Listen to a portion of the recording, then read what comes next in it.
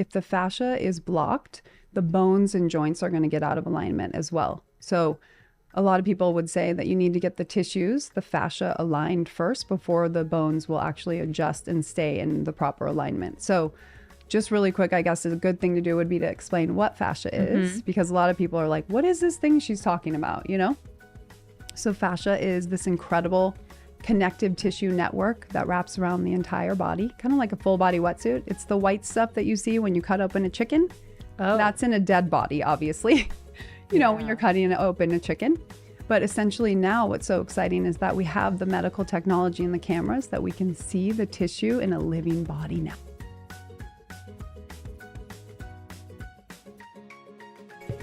Hello, hello, Heal Squad. Welcome back. It's going to be a great day. Want to know why?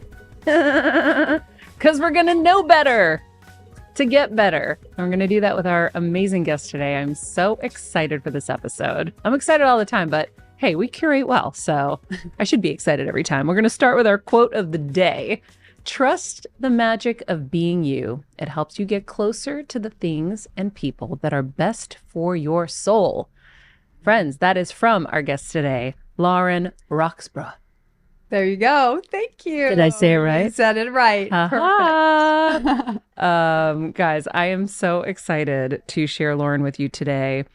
We met because a friend of mine said, you need Lauren. And I said, I guess I need Lauren. And then Lauren came over and we had a magical healing session where I learned so much. And I was like, well, you need to come share with the Heal Squad. So good. And so we are here. Let me just share with you guys a little bit about Lauren. So she is a renowned expert in the field of holistic wellness, movement therapy, and fascia fitness. You'll learn all about it. The one and only Lauren Roxborough. Lauren is a leading authority in mind-body medicine and the founder of the Aligned Life Studio. She has helped countless individuals find balance, strength, and vitality through her unique approach to healing, which focuses on the often overlooked but incredibly important fascia system. Lauren's also a best-selling author with her book, The Power Source, gaining recognition worldwide. And I am so excited, like I said, to share her with you, of course, in the book, The Power Source. Lauren, thank you so much for being here today. It's an absolute pleasure. Anytime with you is fantastic. Thank you. Really feel the same way because we had such a great time together and we were having so many aha moments as you were working on me. And I just remember being like, oh my God, Kevin needs to learn all this stuff and everyone needs to learn all of this stuff. So even just kind of taking it to the book, first of all, Emmy Rossum wrote a really beautiful intro talking about how, you know, she was so focused on the physical health and how she was really being rough on her body, trying to get results she wanted, and yet was in pain and was suffering. And when she was introduced to your systems, she was kind of like, I don't know. And then was like, whoa. It's so good. Yeah. So I wrote here, we have to talk, of course, about the pelvic floor and that your brain believes what you tell it.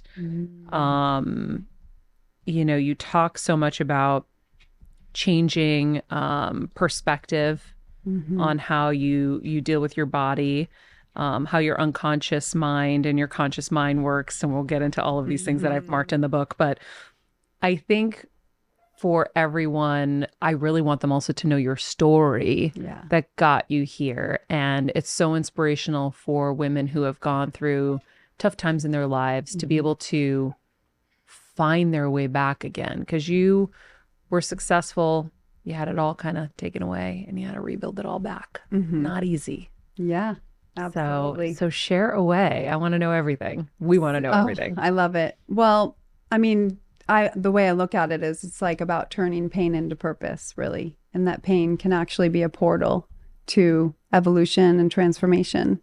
So my story goes way back to when I was 16, when the original inception happened for me and figuring out this path, to walk this path of learning about holistic wellness, and not just wellness, but wholeness of a human. So my mom was diagnosed with stage 4 breast cancer when I was 16. And I know you understand this because you've been through a lot of these layers.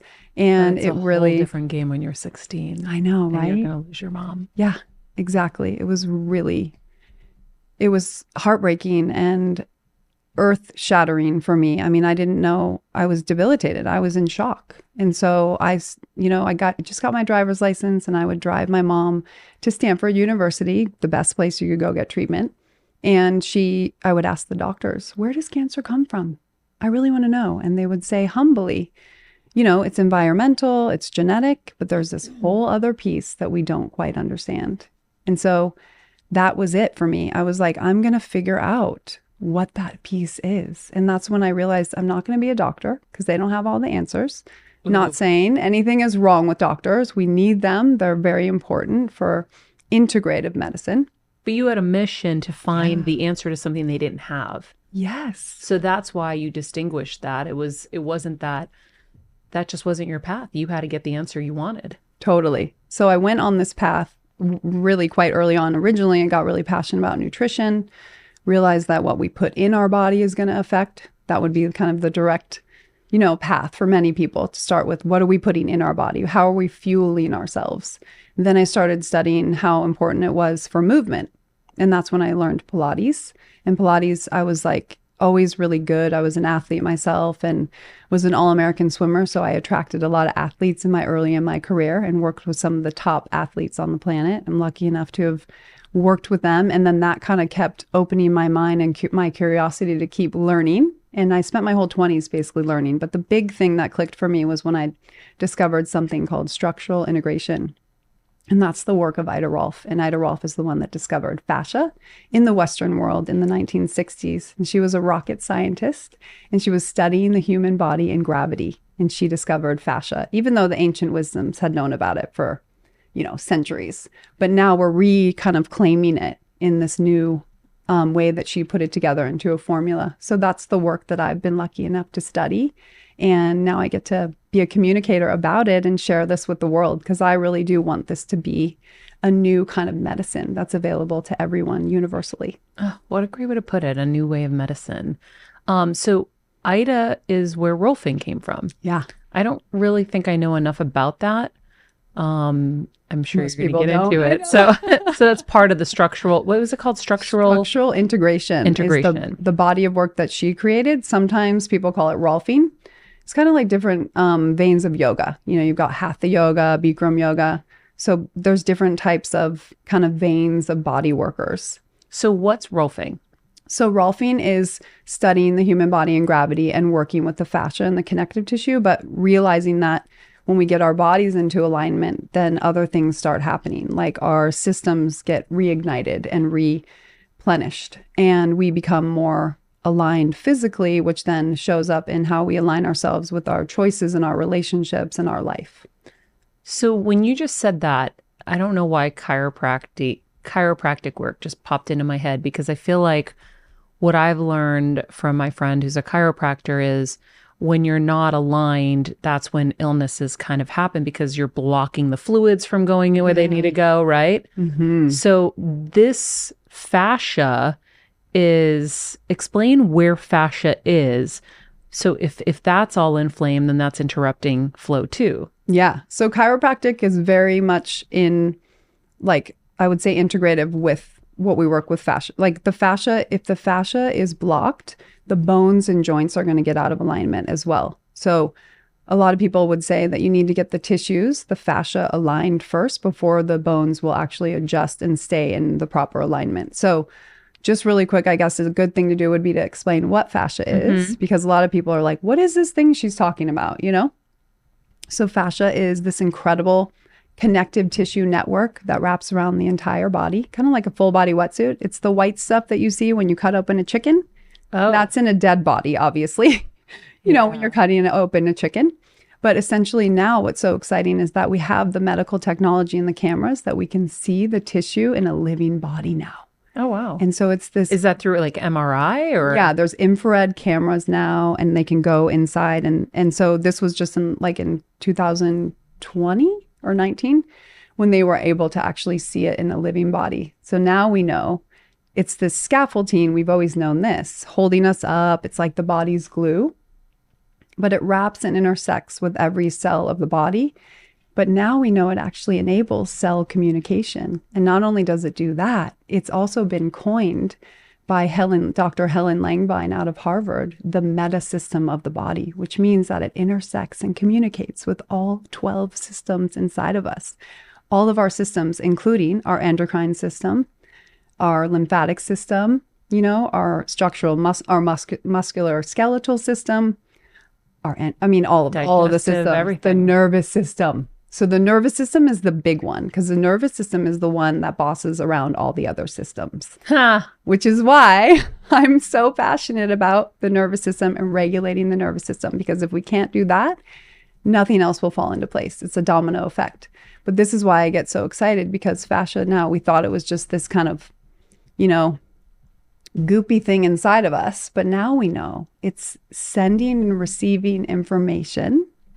It's actually communicating through our body. So it's like another brain. Yeah, exactly. It's sending light, which I know we love talking about, light, heat, vibration, frequency. It's also helping aid the lymphatic system to flush toxins out of our body, and emotions as well. It can hold and actually imprint memories and emotions. It does do that, actually, I would say.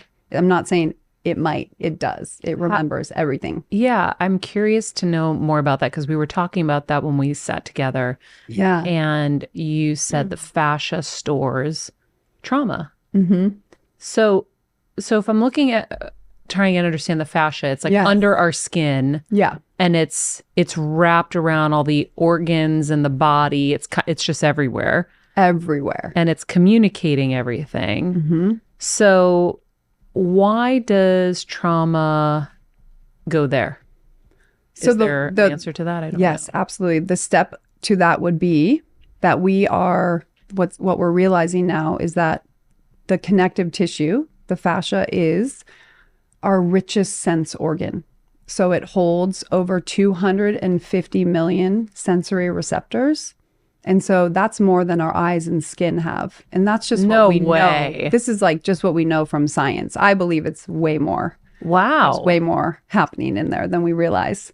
Yeah. So it's it perceives, it's the organ of perception. It's responsible for how we're dealing with and processing everything. And so the term they call it in science is called interoception. So interoception is basically our ability to perceive what's happening inside of us. So an example would be when we're hungry, when we're thirsty, when we're tired. So the beauty of understanding interoception, so what I call interoception is basically feeling, right? So fascia is now being considered the richest sense organ, which now it's being called the sixth sense. So like we know, we have our other senses, right? Sight, sound, smell, touch. Fascia is the sense of feeling. So it's more of what we're feeling on the inside. But so many of us have become so numb that we've lost touch with this incredible superpower that's available to us at any time. Like if you want to be able to navigate your life better, getting in touch with this part of us is so powerful. And fascia is the system of the body that gets us connected to this. This is why I'm so passionate about it. Because and how do you get there is through presence and connection. And I like to say, it's not just about feeling better. It's about getting better at feeling.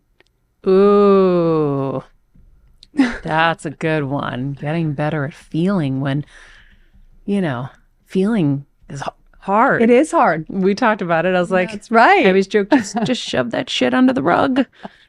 And then we realized, the fascia is the rug. The rug. Yeah. I love that. That was so The fascia is the rug. And we're just sweeping shit underneath. And we need to love on that rug. We need to love on that rug.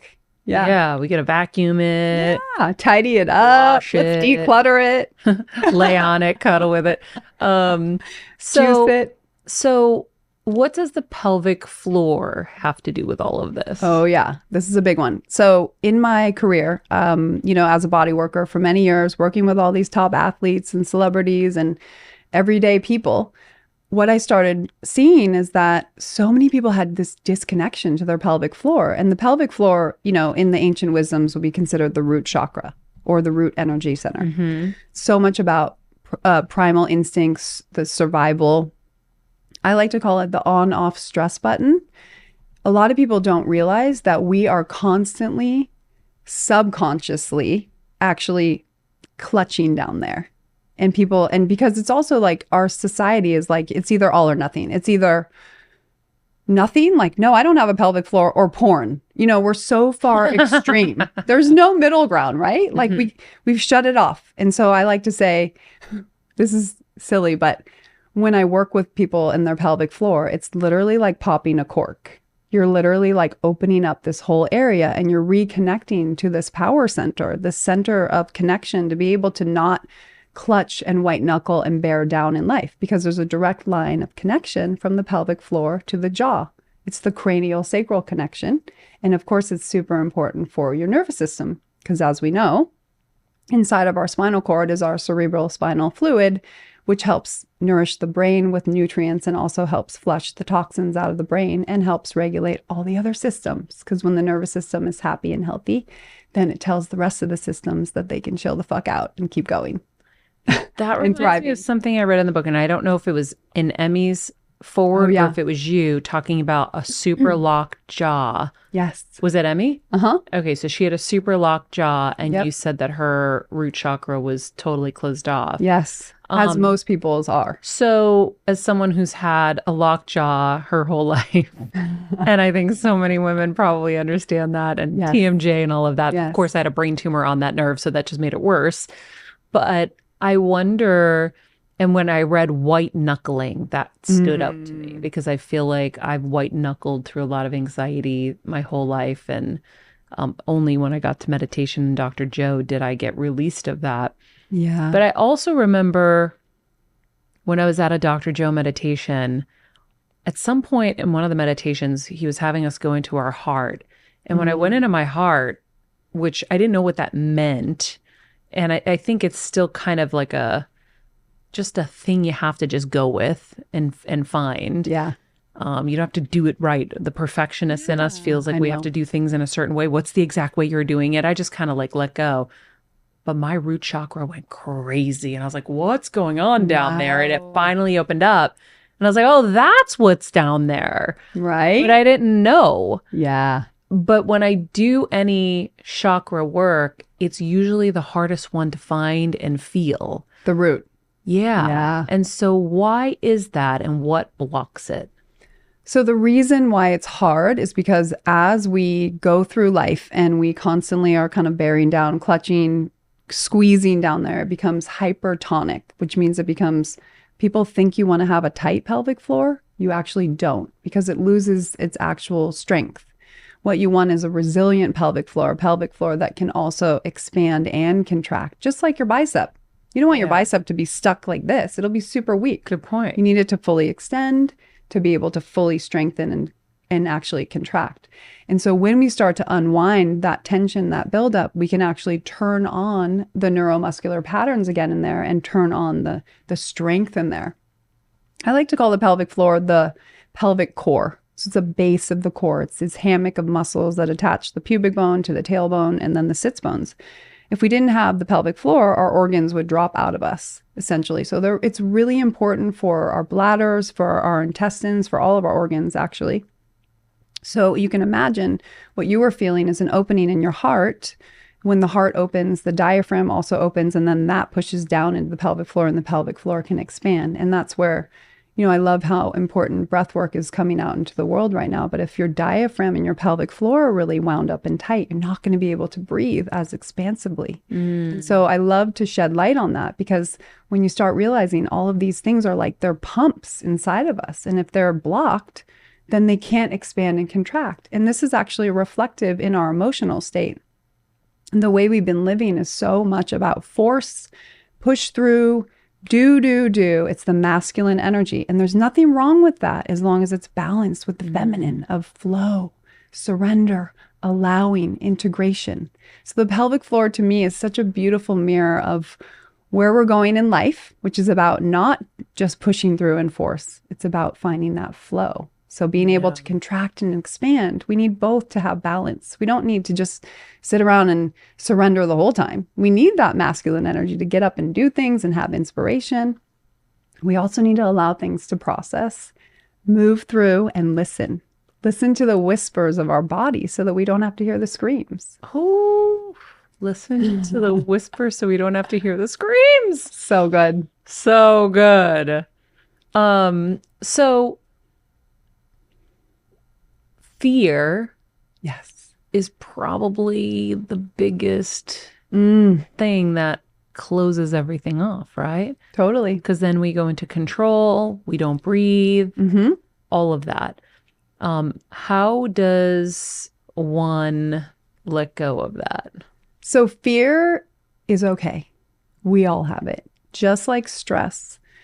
I like to really reframe our perception and our perspective of these things because they're part of the human experience and they're not going away and they're part of our wholeness, right? We need to have these feelings. The reason why those feelings get in the way for us and that we hold them and maybe they get stuck with us and they maybe influence our decisions in life is because we have a backlog of old stuff that's stuffed under the fascia carpet, right? Yeah, all the shit we shoved under there. Right? We've swallowed emotions. We have, whatever it is, the weight of the world, the energy of pushing through on our shoulders. Like I definitely have that from being like an athlete and a swimmer. I'm like, I can hold carry the weight of the world on my shoulders. I can do anything. But the reality is my body's going, no, we need to get in there. We need to relax. We need to soften a little bit. And the reason why I know about the pelvic floor and the jaws, like you, I was like the tightest pelvic floor my teacher had ever seen. So it takes one to know one. So I'm with you. I'm with you all out there. Yeah.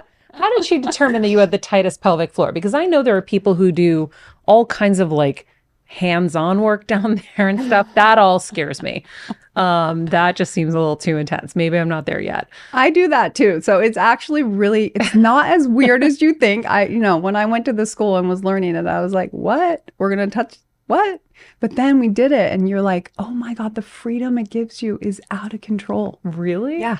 The mobility in the hips, the lower back releasing, people's shape changes when you release that density because you get taller. Like you get like that longer waist, you get taller, your spine becomes decompressed. From someone going in your vagina? It's not inside your vagina, it's on the outside. No, this is great. We should have this conversation. Yeah, no, I want to. Yeah. It's around the sits bones. Okay. So it's touching the bones of the hammock. It's not up. I mean, there are people that go up. That's what I've heard. With a glove and stuff. Yeah. But the pelvic floor is actually totally accessible without like skin to skin. You know what I mean? Yeah. Without being too intimate. Yeah, exactly. Yeah. Yeah. So, and the thing is, like, I've worked with like some of these incredible basketball players that can jump so high, but once we work with their pelvic floor, they can jump higher. It's insane. They can do things that become more superhuman. Yeah. What did we do that made me taller? Because I felt my body stretch. Yeah. What was it exactly that you did to me? We did a lot of work around your gut because we want to get the lymph going in the gut and keep everything. We smoothed out some of the scar tissue from the surgeries, and move the lymph and the emotional energy and then around the hips and all around the legs. I mean, we kind of did a total body fascial thing, but really I focused a lot on your gut area because I felt intuitively and everything that you've shared that was going to be a really helpful thing for you to flush through. Because also when we have surgery or we take meds or anything, that stuff can get stuck as well, like, and can become a little bit toxic. Yeah. So emotions get stored in the fascia. What else? I mean, I know that you in the book say that everyone stores things differently. Some people store it as knots. Some of them are like, strained muscles. Other people, everyone has a different way. So go through the different kind of ways it appears in your body so people can identify with what they're feeling. Yes. So the feeling part is key, right? So the body speaks to us through sensations. Those sensations can be either arousal, the chills, goosebumps, hunger, gut instincts, butterflies in your belly, but also it speaks to us through pain. And also the pain and these sensations is the communication of asking for attention. And so usually some of those things can be from the emotions getting stuck. So emotion, when you break that word down, is energy in motion. I know you know this. Energy in motion just means that when emotions come up, they come from our feeling sensations. And the feelings then can you need to listen to them, or if you want to evolve, I guess, if people are open to it, you bring those feelings up and then you can move them out. Because really, when you think about it, I mean, I'm a big fan of Gabor Mate's work. And he says that trauma is not what happened to you. It's how your body dealt with what happened to you.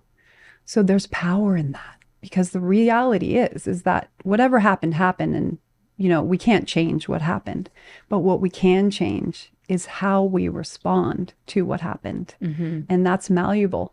And that happens through awareness and connecting to these sensations.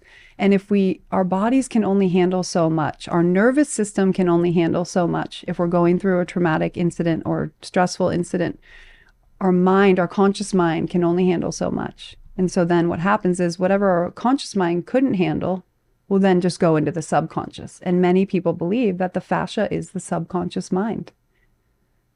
And that's why it's stored there.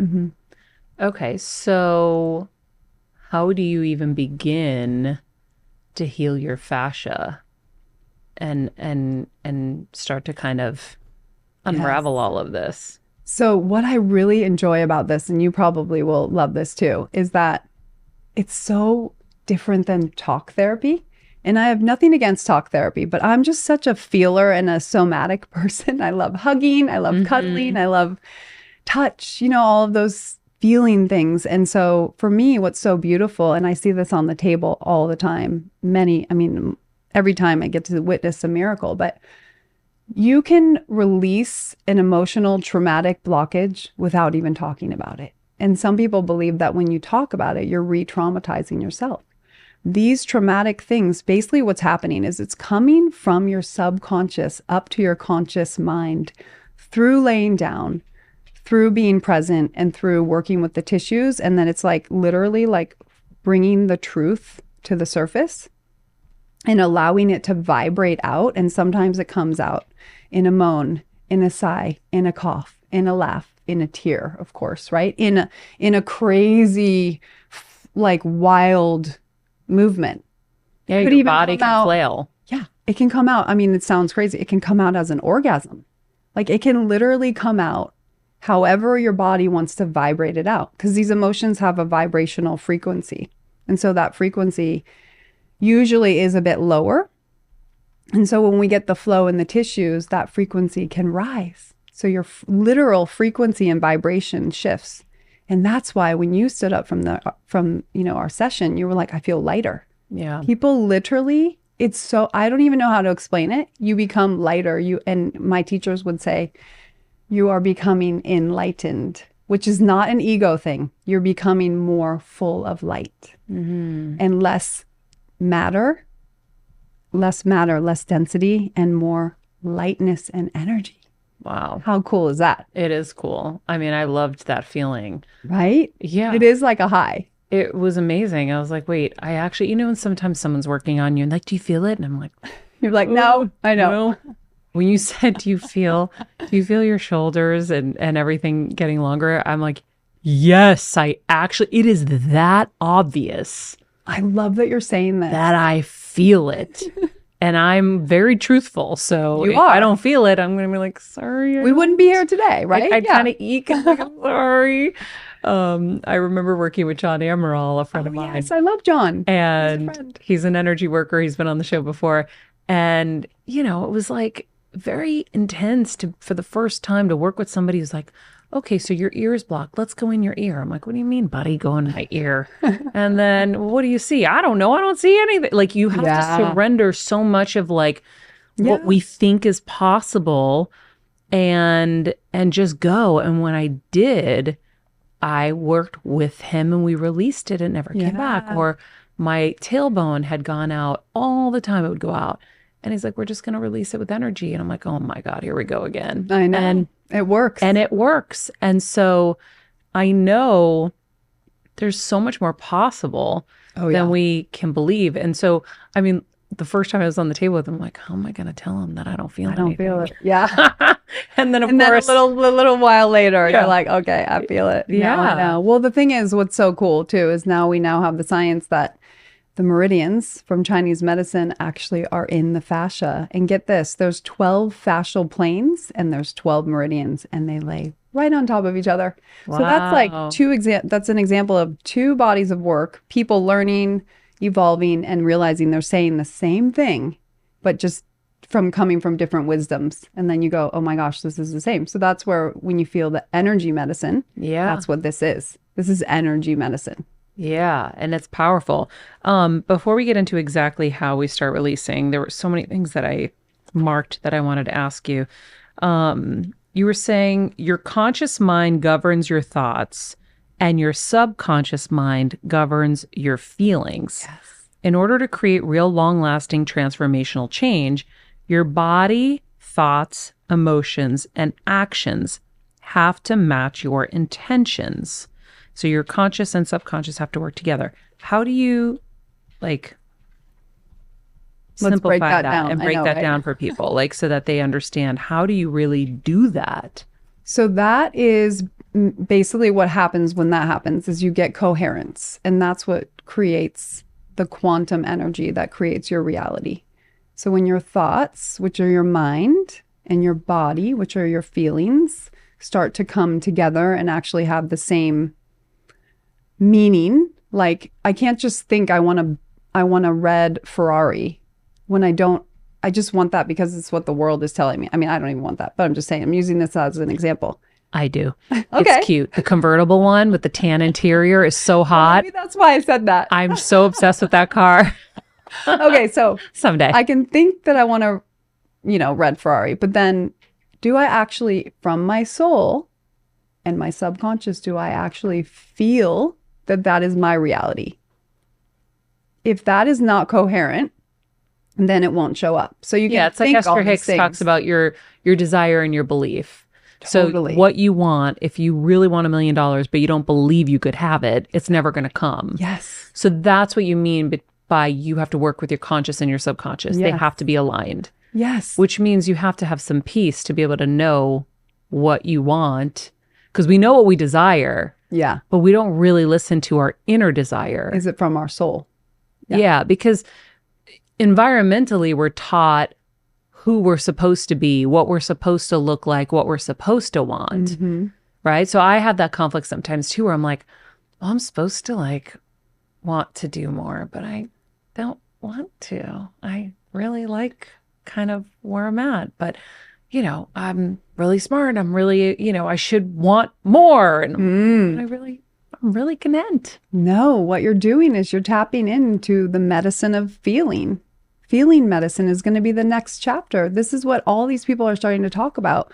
People are realizing we don't want to hack our way through life. We want to actually enjoy the process because, if you think of like, what is happiness? Happiness is a destination, but joy is the process. Like we want to have more joy. We want to ride the waves of life with, flexibility and malleability and be, open and surrender to those waves because we always learn through them as well. Yeah. It's so easy to get caught up, like I said, and just, you see people and they're all hustling and hustling and hustling. And I'm like, Kevin, I mean, Are they happy? Are they having joy? yeah, it's been probably 6 years since brain surgery. And for so long, I'm like, I'm so allergic to that hustle, hustle, hustle. Amazing. It's What a not what I want. But at the same time, you're like, am I throwing my life away? Should I be doing more? I mean, probably every other day I sit him down. Should I be doing more? But I know No, it's not you know. what my heart really wants. Mhm. My heart wants the peace and the serenity that I have now.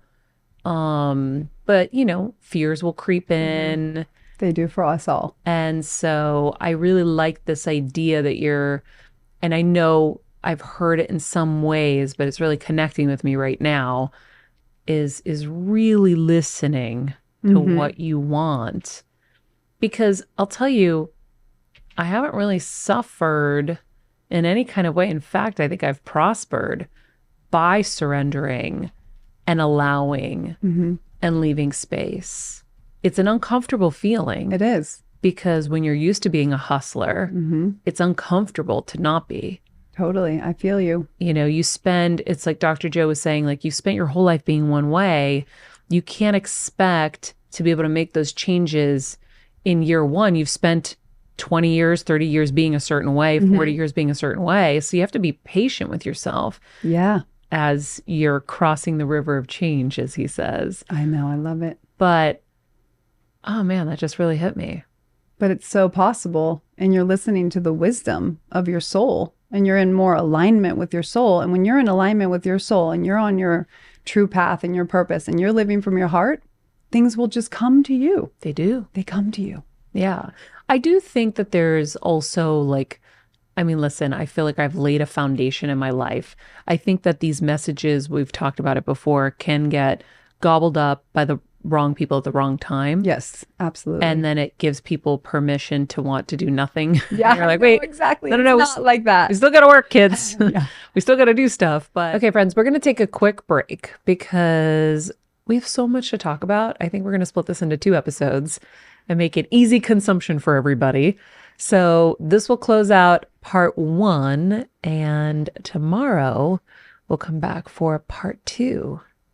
This podcast and all related content published or distributed by or on behalf of Maria Menounos or mariamenounos.com is for informational purposes only and may include information that is general in nature and that is not specific to you.